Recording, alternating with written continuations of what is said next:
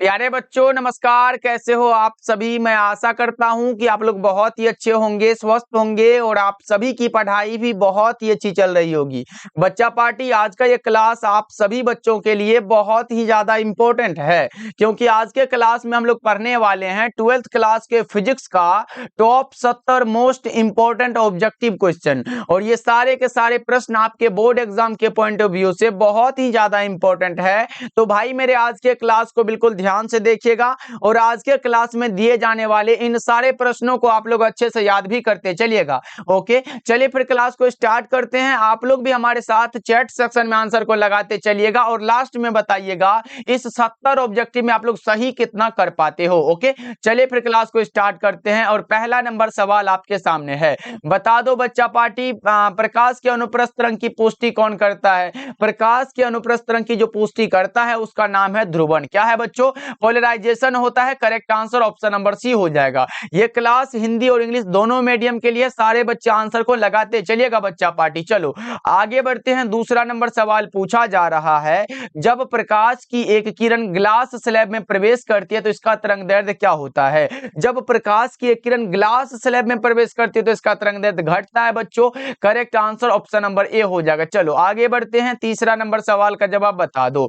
तीसरा नंबर सवाल है, समतल दर्पण की वक्रता त्रिज्या कितनी होती है। अगर समतल दर्पण की फोकस दूरी भी पूछे तो अनंत ही होता है बच्चों। Correct answer option number A हो जाएगा। ये सब याद रखोगे, इंपॉर्टेंट क्वेश्चन है, कई बार लगातार पूछा गया आपके एग्जाम में। चलो फोर्थ नंबर सवाल का जवाब बता दो। निम्नलिखित में कौन इंद्रधनुष के निर्माण का कारण होता है। इंद्रधनुष का निर्माण जिस कारण से होता है उसका नाम होता है वर्ण विक्षेपण।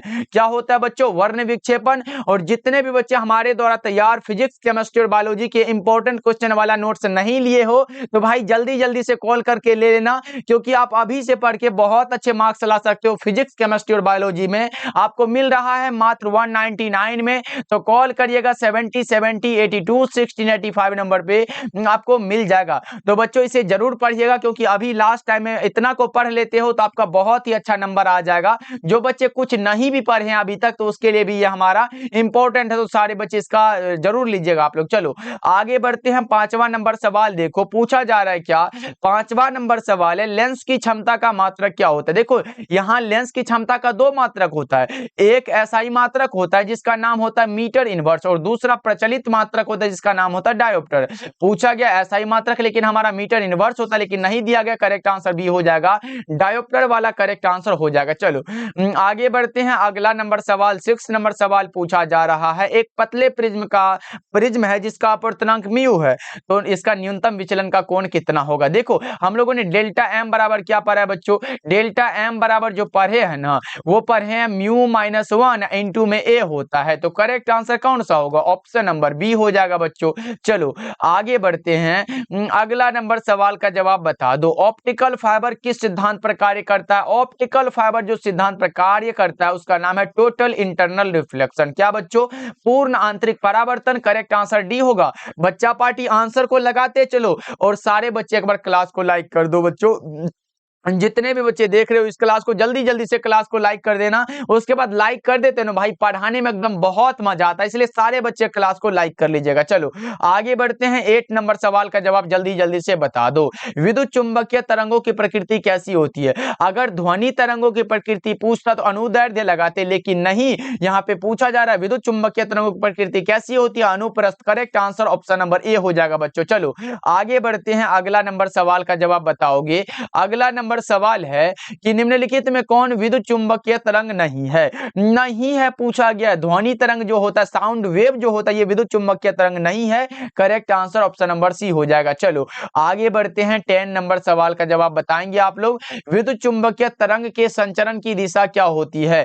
ई वेक्टर इंटू बी वेक्टर के समांतर होती है। करेक्ट आंसर बी हो जाएगा बच्चों। यहाँ पे वेक्टर लगा देना, बहुत इंपॉर्टेंट क्वेश्चन है, इसलिए इसको जरूर याद रखोगे आप लोग। चलो 11 नंबर सवाल पूछा जा रहा है बता दो।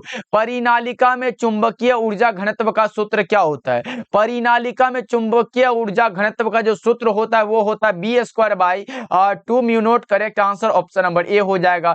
चलो जी आगे बढ़ते हैं, अगला नंबर सवाल का जवाब बताओगे। प्रकाश वर्ष किस भौतिक राशि का मात्रक है? प्रकाश वर्ष दूरी का मात्रक होता है। अगर प्रकाश की चाल पूछे तो 3 × 10⁸ मीटर पर सेकंड होता है। उसके बाद 9.46 × 10⁻15 मीटर क्या होता है? ये हमारा जो होता है ये प्रकाश वर्ष का मान होता है। याद रखोगे, इंपॉर्टेंट क्वेश्चन है। चलो आगे बढ़ते हैं, 13 नंबर सवाल पूछा जा रहा है। 20 सेंटीमीटर फोकस दूरी वाले उत्तल लेंस की क्षमता, देखो उत्तल लेंस की क्षमता क्या होती है? धनात्मक होती है। इसकी क्षमता डायोप्टर में क्या होगी? तो हम लोगों ने पढ़ा है पावर लेंस के लिए P बराबर क्या होता है? 100/, फोकस दूरी होता है। और हमारा उत्तल लेंस का जो है क्षमता वो हमारा ये धनात्मक में होगा, यानी कि प्लस में होगा। तो यहाँ पे लिख लो 100/, फोकस दूरी 20 दिया गया, तो 20×5 का 100 प्लस में होगा। Correct answer option number B हो जाएगा। चलो आगे बढ़ते हैं बच्चों, अगला नंबर सवाल है 14 नंबर सवाल है। हीरा का अपवर्तनांक करीब कितना होता है?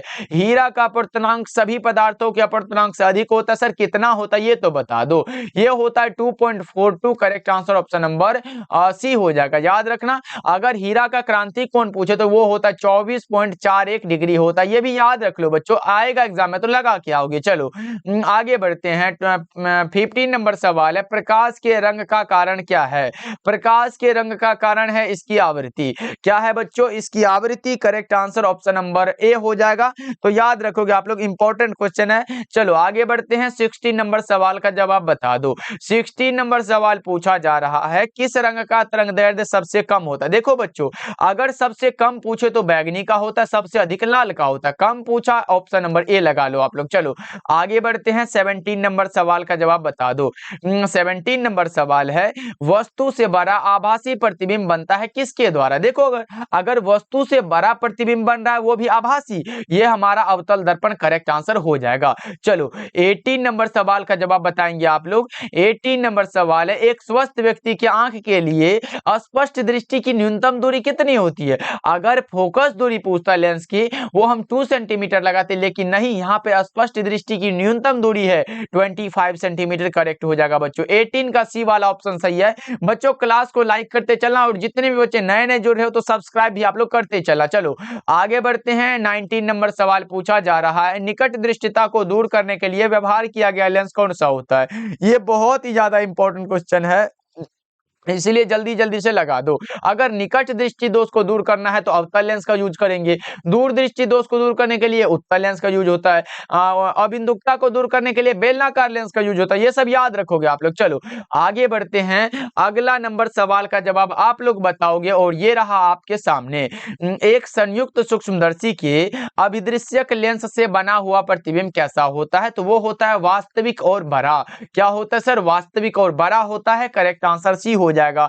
आगे बढ़ते हैं बच्चों, 21 नंबर सवाल है, एक सरल सूक्ष्मदर्शी से बना हुआ प्रतिबिंब कैसा होता है? एक सरल सूक्ष्मदर्शी यानी कि सिंपल माइक्रोस्कोप के द्वारा पूछा गया है। अगर सिंपल माइक्रोस्कोप हो तो काल्पनिक और सीधा बनता है। कैसा बनता है बच्चों? काल्पनिक और सीधा। चलो आगे बढ़ते हैं, 22 नंबर सवाल पूछा जा रहा है, खगोलीय दूरदर्शक में अंतिम प्रतिबिंब कैसा होता है? बता दो बच्चा पार्टी, क्या होगा इसका सही जवाब? खगोलीय दूरदर्शक में अंतिम प्रतिबिंब होता है कैसा? बताओ जल्दी जल्दी से। 22 नंबर सवाल का जवाब वो काल्पनिक और उल्टा होता है। करेक्ट आंसर डी हो जाएगा। आगे बढ़ते हैं, 23 नंबर सवाल का जवाब बता दो। ये रहा आपके सामने, जब माइक्रोस्कोप की नली की लंबाई बढ़ाई जाती है तब आवर्धन क्षमता क्या होती है? क्या होगी बच्चों? बढ़ती है। करेक्ट आंसर ए होगा। और जितने भी बच्चे पीडीएफ लेना चाहते हो तो कॉल करिएगा 70 70 82 16 85 नंबर पे, और बोलिएगा कि सर हमें 199 वाला फिजिक्स, केमिस्ट्री और बायोलॉजी का इंपॉर्टेंट क्वेश्चन वाला नोट्स चाहिए। मात्र आपको 199 में तीनों मिल जाएगा। चलो आगे बढ़ते हैं, अगला नंबर सवाल है आपके सामने, बता दो। 24 नंबर सवाल है, निम्नलिखित में किस भौतिक राशि का पुनर्वितरण प्रकाश का व्यतिकरण होता है? बता दो कौन सा होगा करेक्ट आंसर? तो वो हो जाता है हमारा तीव्रता। Correct answer option number B होगा बच्चों। चलो आगे बढ़ते हैं, 25 नंबर सवाल का जवाब जल्दी जल्दी से बता दो। 25 नंबर सवाल पूछा जा रहा है, एक पतले फिल्म के रंग का कारण क्या है? एक पतले फिल्म के रंग का कारण हो सकता है क्या, बता दो। वो प्रकाश का व्यतिकरण होता है। करेक्ट आंसर बी हो जाएगा 25 का। चलो 26 नंबर सवाल है, ब्रूस्टर का नियम क्या है? सबसे ज्यादा इंपॉर्टेंट क्वेश्चन ये है कि ब्रूस्टर का नियम क्या होता है। 2 नंबर में तो एकदम लगातार पूछता भाई मेरे, इसलिए याद रखिएगा। ऐसे मैं बता दे रहा हूं, किसी माध्यम की सतह पर आपतित किरण के ध्रुवण कोण का टेंजेंट और माध्यम के अपवर्तनांक के बराबर होता है। यानी कि आप कह सकते हो म्यू बराबर 10 IP, म्यू बराबर 10 IP कह सकते हो ना बच्चों। करेक्ट आंसर कौन सा होगा? ऑप्शन सी हो जाएगा करेक्ट आंसर। चलो 27 नंबर सवाल पूछा जा रहा है, व्यतिकरण की घटना का कारण क्या है? फेज डिफरेंस होता है बच्चों। क्या होता है? कालांतर होता है। करेक्ट आंसर ए हो जाएगा। चलो आगे बढ़ते हैं। 28 नंबर सवाल पूछा जा रहा है, प्रकाश के तरंग गति सिद्धांत के अनुसार प्रकाश के वर्ण का निर्णायक कौन है? प्रकाश के तरंग गति सिद्धांत का प्रतिपादन किसने किया था? पहले तो एक बार चैट सेक्शन में ये बता दो, ये प्रकाश का तरंग गति सिद्धांत किसके द्वारा दिया गया? बच्चों जल्दी से लगा दो, फटाफट से 28 का करेक्ट आंसर बता दो। ये लिखा गया हाइगेंस के द्वारा बच्चों, याद रखिएगा। और इसमें निर्णायक जो होता है वो आवृत्ति होता है। करेक्ट आंसर सी हो जाएगा। चलो आगे बढ़ते हैं। 29 नंबर सवाल पूछा जा रहा है, विनाशी व्यतिकरण के लिए पथांतर बराबर क्या होना चाहिए? विनाशी व्यतिकरण के लिए पथांतर बराबर क्या होता है?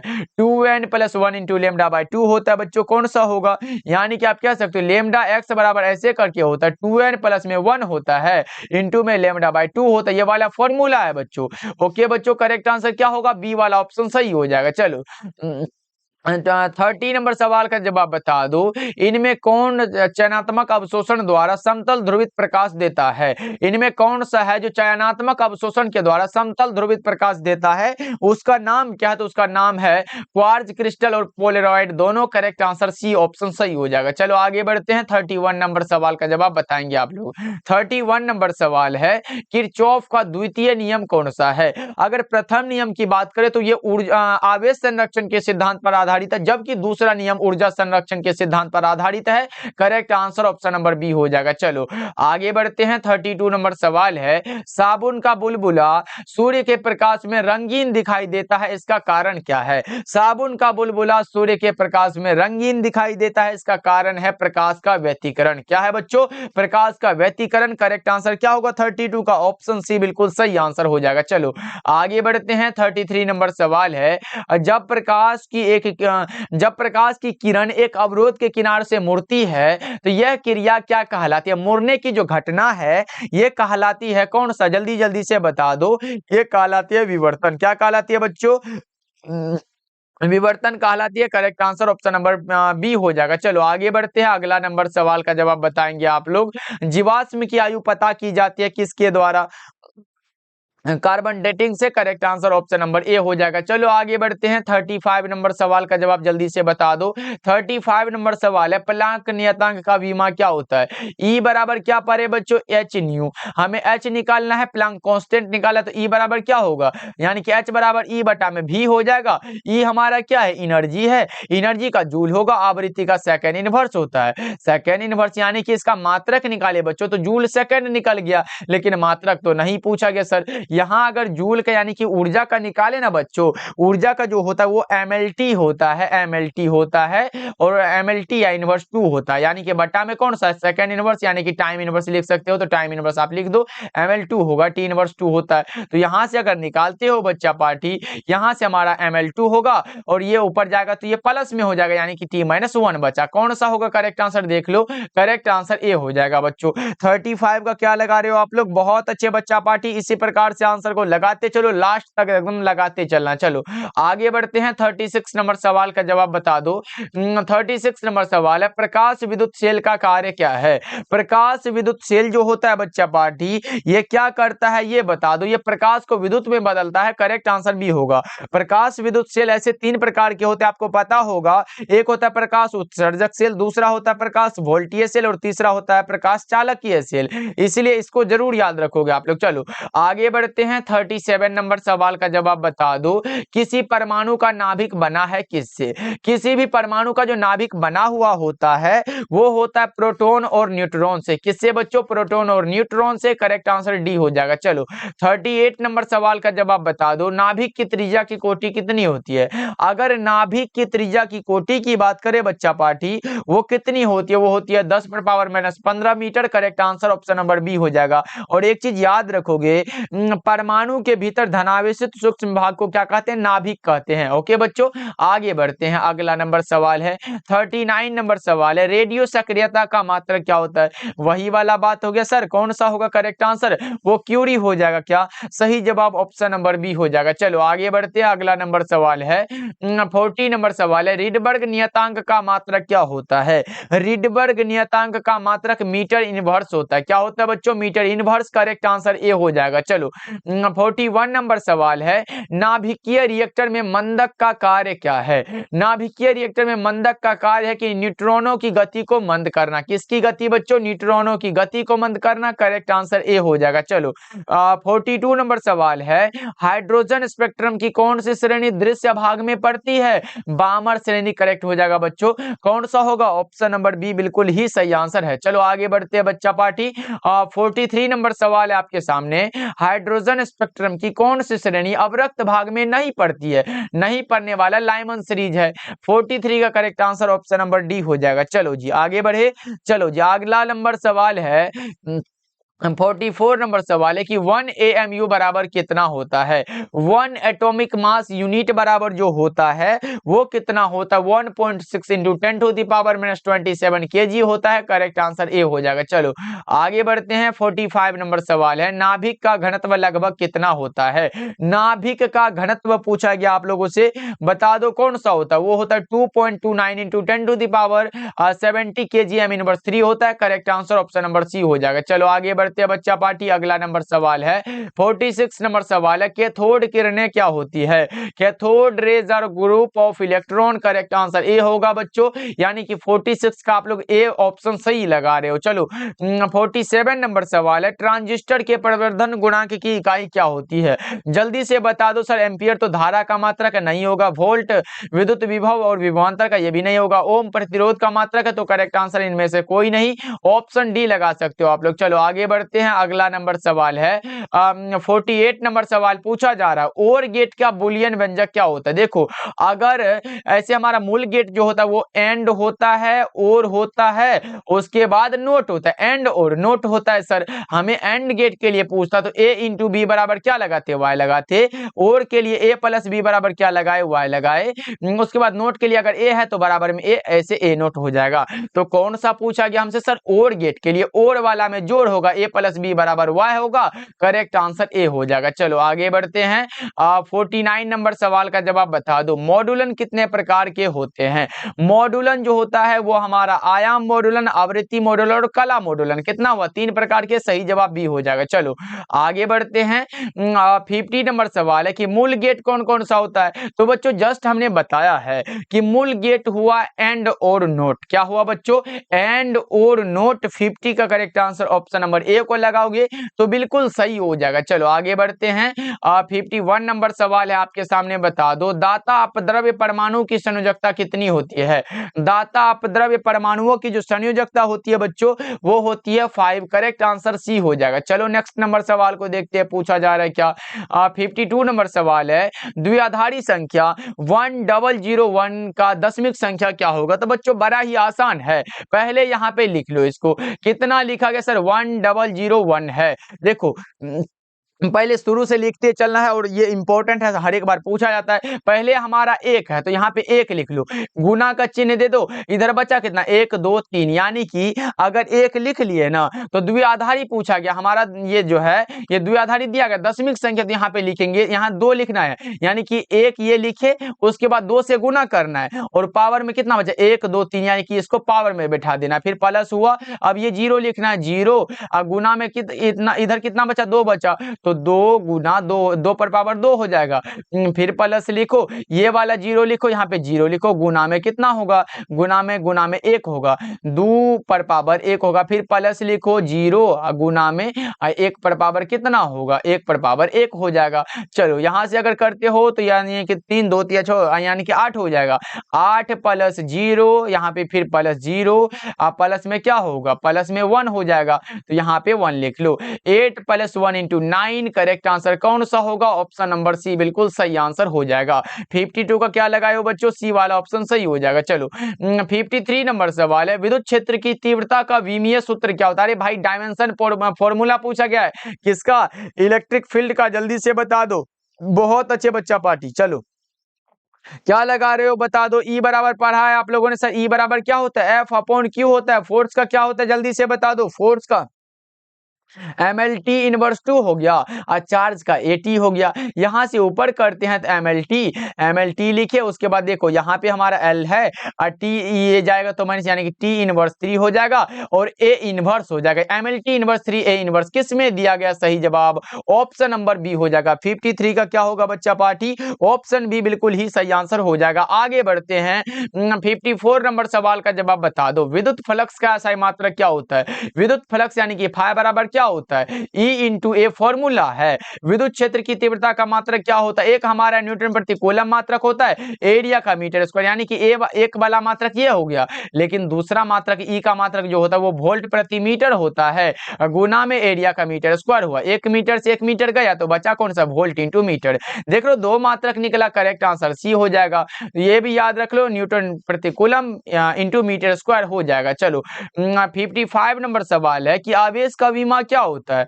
आवेश का विमा I बराबर क्या होगा, I बराबर Q अपॉन T होगा। हमें चार्ज निकालना, Q बराबर क्या होगा, I T होगा। I धारा का, एम्पियर टाइम का, टाइम किस ऑप्शन में ये दिया गया है, correct answer option number A हो जाएगा। चलो आगे बढ़ते हैं बच्चों। 56 नंबर सवाल पूछा जा रहा, आवेश का आयतन घनत्व क्या होता है। प्रति एकांक आयतन में आवेश के परिमाण को आयतन घनत्व कहते हैं। जल्दी जल्दी से बता दो फटाफट से, 56 का करेक्ट आंसर क्या होगा। ओके, रो बराबर क्या होता है, रो बराबर क्या होगा बच्चों, क्यू बटा में भी होगा।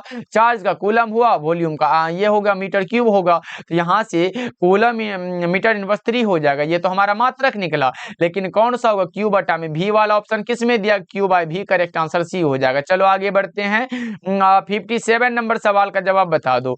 57 नंबर सवाल है कि किसी संधारित्र की धारिता निर्भर करती है किस पर निर्भर करती है। तो प्लेटों की आकृति पर बिल्कुल निर्भर करती है, प्लेटों के आकार पर निर्भर करती है, प्लेटों के बीच अंतराल पर निर्भर करती है। तो इनमें से सभी करेक्ट आंसर हो जाएगा, क्योंकि पढ़ा है सी बराबर क्या होगा, एप्सिलॉन नोट ए बटा में डी होगा। ये फॉर्मूला को याद रखो, एकदम निकाल दोगे आप लोग। चलो आगे बढ़ते हैं 58 नंबर सवाल है, 1 फैराड बराबर कितना होता है। ऐसे 1 फैराड बराबर बात करें बच्चों, 1 फैराड बराबर सी बराबर क्या होता है, सी बराबर क्यू अपॉन भी होता है। चार्ज का कूलम हुआ और ये वोल्ट का वोल्ट, यानी कि 1 फैराड बराबर होगा 1 कूलम पर वोल्ट। ये वाला ऑप्शन किस में दिया गया sir, correct answer option number B हो जाएगा। आगे बढ़ते हैं 59 नंबर सवाल पूछा जा रहा है, कार्बन प्रतिरोध का कलर कोड में काले रंग का मान कितना होता है। ब्लैक रंग का BBROY या GB, BB GB। भाई जल्दी से बता दो, 59 नंबर सवाल का जवाब हम देखना चाहते हैं, क्या लगा रहे हो, यहां से निकालो। 0 हुआ, 1 2 3 4 5 और 6, ब्लैक सबसे पहले है, 0 हो जाएगा क्या बच्चों, 59 का करेक्ट आंसर ए हो जाएगा। चलो आगे बढ़ते हैं, अगला नंबर सवाल है 60 नंबर सवाल, T समय तक धारा I के प्रवाह के कारण 8 प्रतिरोध के चालक में उत्पन्न उष्मा का मान क्या होता है, I² R इंटू टी। ये वाला ऑप्शन अगर कहीं पे दिखाई दे रहा हो बच्चों तो लगा सकते हो, बिल्कुल सही आंसर है। चलो आगे बढ़ते हैं, अगला नंबर सवाल है 61 नंबर सवाल का जवाब बता दो। कार्बन प्रतिरोध के हरे रंग के कोड का मान क्या होता है। हरे रंग के कोड का मान पूछा गया, वही वाला फॉर्मूला लिखना पड़ेगा, BBROY GB लिख लो बस इतना को। 0 1 2 3 4 5 और 6 हो जाएगा। और किसके लिए पूछा गया भाई, ग्रीन के लिए, ग्रीन के लिए हमारा 5 होता है, करेक्ट आंसर सी हो जाएगा। चलो आगे बढ़ते हैं 62 नंबर सवाल है, विद्युत वाहक बल की इकाई क्या होती है? विद्युत वाहक बल की इकाई वोल्ट होती है बच्चों। क्या होती है? वोल्ट होती है। इलेक्ट्रोमोटिव फोर्स का जो होता है ये वोल्ट ही होता है। 62 का correct answer option number C हो जाएगा। चलो आगे बढ़े बच्चा पार्टी, क्या लगा रहे हो? 62 का फटाफट से लगाते चलो आंसर, हम देखना चाहेंगे लास्ट में कितने बच्चे लगाते हो। अगर बच्चों इसका विमा पूछे तो ई बराबर क्या होता है? ई बराबर जो होता है बच्चों, ई बराबर W अपॉन Q होता है। यहां से अगर निकालते हो तो क्या निकलेगा? इसका मात्रक अगर विमा निकालना है तो ये हमारा वाट का क्या होगा? ml2 और T इनवर्स 2 हो जाएगा और बटा में क्या होगा? AT हो जाएगा चार्ज का। यहां से निकालते हैं तो ml2 होगा और T ये जाएगा तो -3 और A इनवर्स हो जाएगा। ये किसके लिए होता है बच्चों? ये विद्युत वाहक बल की इकाई के लिए होता है। चलो आगे बढ़ते, विमा है। चलो आगे बढ़ते, 63 नंबर सवाल है, एक परिपथ में विभवांतर मापा जाता है किसमें? विभवांतर को वोल्ट में मापा जाता है। किसमें बच्चों? वोल्ट में। Correct answer option number B हो जाएगा। ओके चलो आगे बढ़े बच्चा पार्टी, 64 नंबर सवाल का जवाब बताओगे। तांबा का कार्यफलन कितना होता है? कुछ इलेक्ट्रॉन वोल्ट होता है। तांबा का कार्यफलन कुछ इलेक्ट्रॉन वोल्ट होता है। कितना होता है? 4.7 इलेक्ट्रॉन वोल्ट होता है। ये भी आप लोग याद रख सकते हो। चलो आगे बढ़ते हैं, 65 नंबर सवाल है, सौर सेल पैनल का उपयोग किया जाता है किसमें? सौर सेल पैनल का जो उपयोग होता है बच्चों वो कृत्रिम उपग्रह में होता है। 65 का ए वाला ऑप्शन सही आंसर है। चलो 66 नंबर सवाल है कि आदर्श वोल्टमीटर का प्रतिरोध कितना होता है? देखो अगर सिर्फ पूछे एमीटर का प्रतिरोध कितना होता है बच्चों, सिर्फ पूछे एमीटर का तो बहुत कम होता है। आदर्श एमीटर का जो होता है वो 0 होता है। बच्चों याद रखोगे ये सब इंपॉर्टेंट क्वेश्चन। आदर्श वोल्टमीटर का पूछे तो अनंत होता है। इतना को याद रख सकते हो क्या बच्चों? आदर्श वोल्टमीटर पूछा अनंत लगा दो। 66 का करेक्ट आंसर डी हो जाएगा। चलो 67 नंबर सवाल का जवाब बता दो, चुंबकीय प्रेरण का ऐसा मात्रक क्या होता है? चुंबकीय प्रेरण का ऐसा मात्रक बता दो। टेस्ला होगा। चुंबकीय प्रेरण का ऐसा मात्रक क्या होता है बच्चों? टेस्ला होता है। क्योंकि हम लोगों ने पढ़ा है फाइ बराबर क्या होता है? बी इंटू ए होता है। फाइ बराबर क्या होता है बच्चा पाठी? बी इंटू ए होता है। अगर हमें बी निकालना हो तो क्या हो जाएगा? अगर हमें बी निकालना है तो कौन सा होगा? जल्दी से बता दो। फाइ बटा में एरिया हो जाएगा, वेबर बटा में एरिया का मीटर स्क्वायर, यानी कि ये हमारा जो होता है ये मात्रक हो जाता है। चलो आगे बढ़ते हैं बच्चा पार्टी, 68 नंबर सवाल है, प्रतिघात का मात्रक क्या होता है?